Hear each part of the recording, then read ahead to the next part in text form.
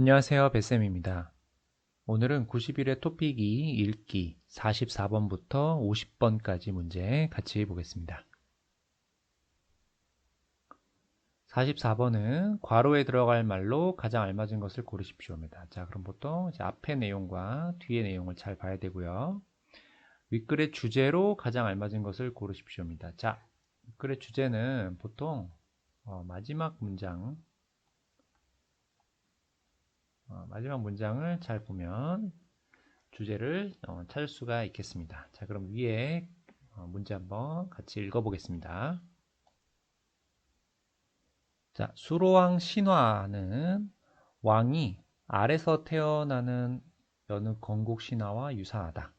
고대에 아직 나라가 없던 낙동강 하류에 황금알 6개가 하늘에서 내려왔다.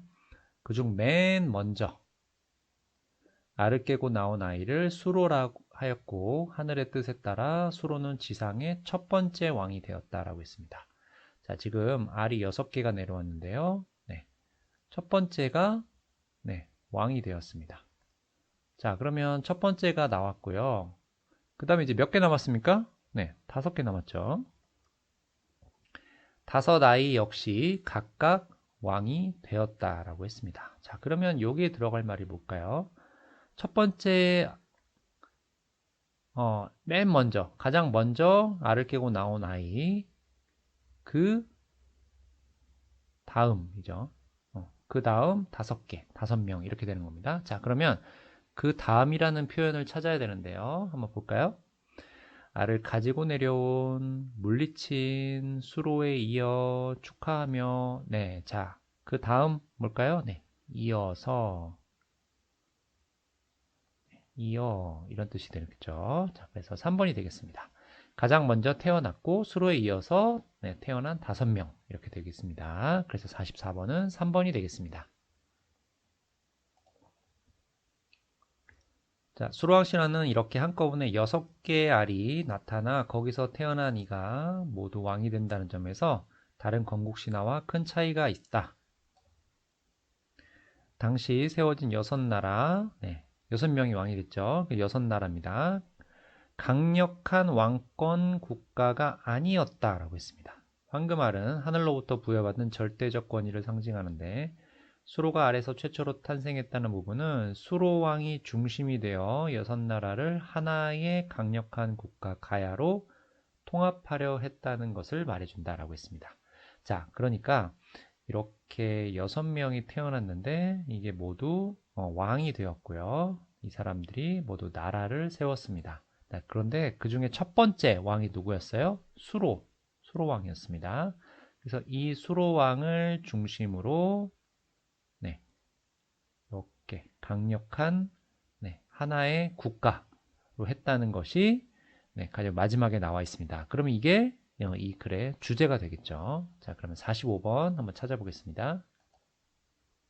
윗글의 주제로 가장 알맞은 것을 고르십시오입니다. 네, 자, 몇 번일까요? 네, 강력한 국가, 가야로 만들기 위한 것을 말해준다라고 했습니다. 4번이 되겠죠. 강력한 왕권 국가, 통합의식 이렇게 찾으면 되겠습니다.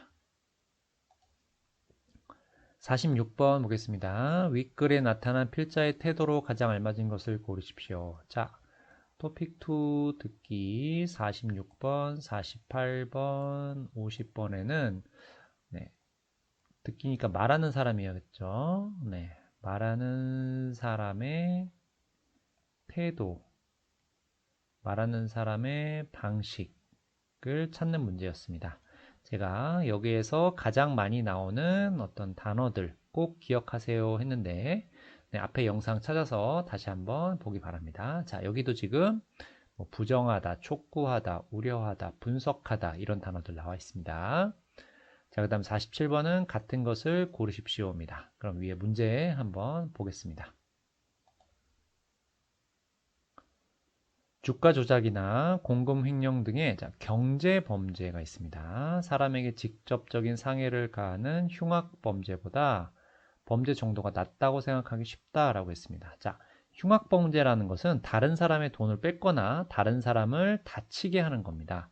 그것보다 어떤 돈과 관련된 거는 네, 좀 범죄 정도가 낮다고 생각하기 쉽다. 그러나 경제범죄의 수법이 날이 갈수록 다양해지고 지능화되어 사회에 미치는 충격과 피해가 막심하다. 네, 아주 크다 합니다. 자, 무슨 일이 있었습니까? 최근 증권사 직원의 주가 조작으로 고객들이 천억 넘게 손해본 사건만 해도 그렇다. 자, 증권사 직원은 증권사에서 돈을 받고 일을 하는 사람들인데, 자, 지금 누구의 돈을? 고객들의 돈을 지금 손해를 보게 했습니다. 자, 이거 아주 경제적으로 큰 범죄입니다. 개인 손해를 넘어 국가 경제와도 직결될 수 있다. 왜냐하면 천억이라는 돈은 아주 큰 돈입니다. 따라서 이를 가볍게 여겨서는 안 되며 관대하게 처벌해서도 안 된다. 건전한 경제 질서를 확립하기 위해 경제사범, 네, 경제사범이라는 것은 네, 경제 범죄를 일으킨 사람입니다. 엄벌할 필요가 있다. 엄벌하다라는 것은 강력하게 벌을 주다입니다. 자, 엄벌할 필요가 있다라고 했습니다. 한탕 크게 해먹고 몸으로 때우면 된다는 한탕주의가 만연하지 않도록 처벌 수준을 높여야 한다. 지금까지 미진했던 부당이익 환수도, 자, 부당이익 환수라는 것은, 자, 어떤 사람이 이런 경제 범죄를 저질러서 다른 사람의 돈을 다 막 가져갔어요. 그러면 환수라는 것은 그건 그 사람의 돈이 아니죠? 이거는 다시 돌려받는 겁니다. 왜냐하면 그건 처음부터 그 사람 돈이 아니었으니까요. 자, 그런데 환수가 좋지 않았어요. 미진했습니다. 그러니까 잘 돌려받지 못했던 거죠. 앞으로 잘 이루어져서 경제범죄가 재발되지 않도록 해야 할 것이다. 이렇게 얘기했는데요. 자, 지금 여기에 어떤 표현이 나왔습니까? 네, 무엇 할 필요가 있다. 무엇 해야 한다. 이렇게 나와 있죠. 네, 이게 바로 그러니까 이 글을 쓴 사람의 어떤 태도입니다. 그러면 46번 한번 찾아보겠습니다. 자, 필자의 태도 뭐라고 했습니까? 뭐뭐 할 필요가 있다. 그러니까 강력하게 처벌해야 된다라고 했고요. 처벌 수준을 높여야 한다. 그렇게 해야 한다라고 했습니다. 자, 그럼 뭐라고 할까요? 몇 번을 찾아보겠습니까? 여러분 몇 번 했어요? 네, 2번이 되겠죠. 경제 범죄를 한 사람에 대해서 그 사람의 벌을 주는 것을 강화하도록 입니다. 네, 여기 아까 엄벌하다 이야기 나왔고 처벌 수준을 높이다라고 이야기했기 때문에 네, 2번이 답이 되겠습니다.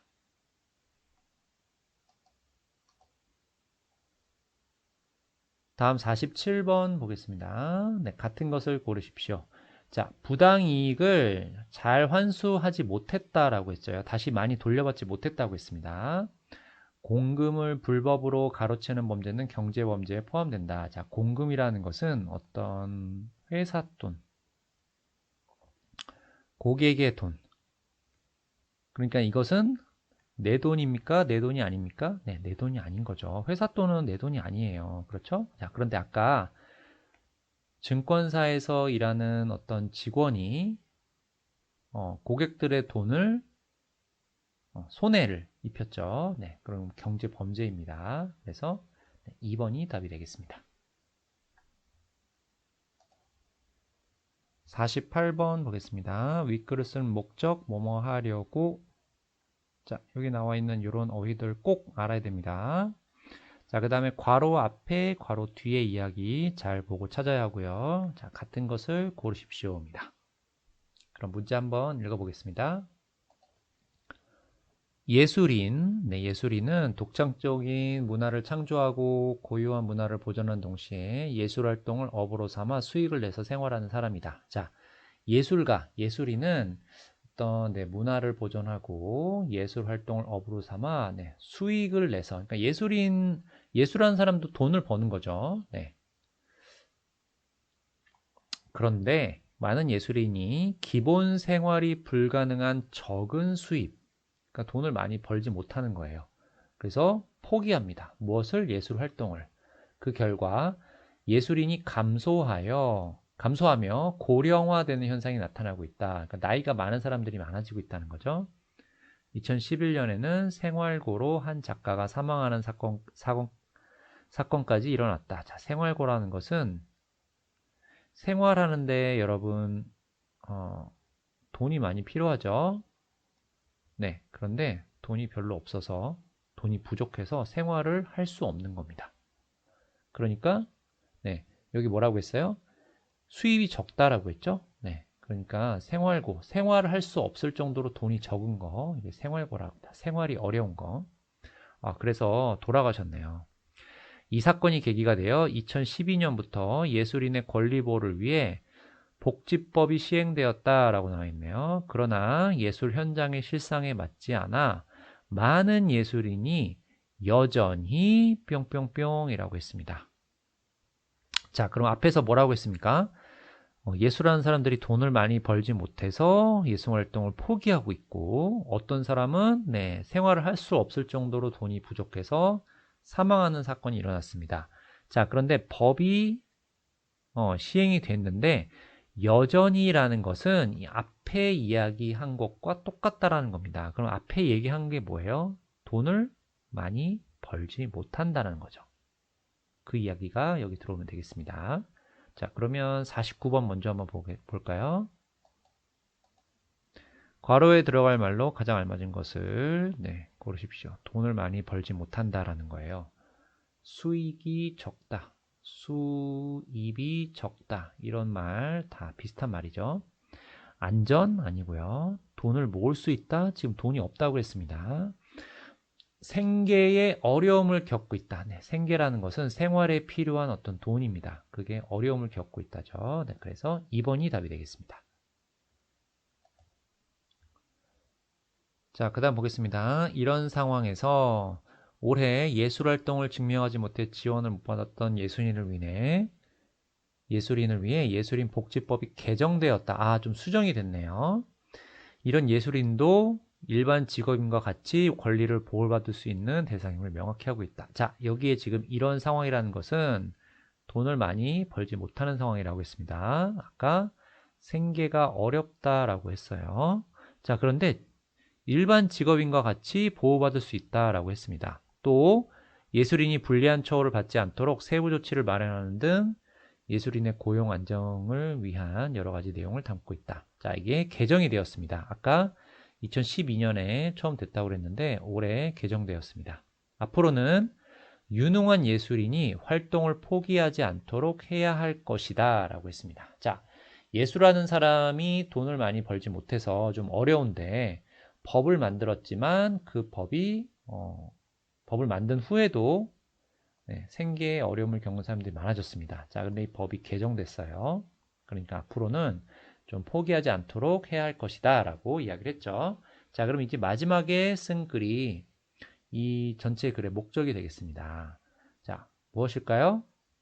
네, 예술인의 생활 보장, 그러니까 적절한 수익이 있어야 계속 예술을 할 수가 있죠. 네, 그래서 이 법을 통해서 예술인들이 계속 예술 활동을 해야 할 것이다, 이렇게 이야기했습니다. 그래서 4번이 답이 되겠습니다. 50번 글의 내용과 같은 것을 고르십시오입니다. 자, 올해 개정이 됐다고 했고요. 예술 분야에 하는 사람들이 줄고 있다라고 했어요. 자, 올해부터 증명하지 않아도 지원을 받을 수 있다라고 했습니다. 자, 2022년 복지법이 뭐예요? 한계가 있었어요. 그래서 개정이 되었죠. 다시 수정이 되었습니다. 좀 문제가 있었습니다. 그렇죠? 네, 그래서 4번이 되겠습니다.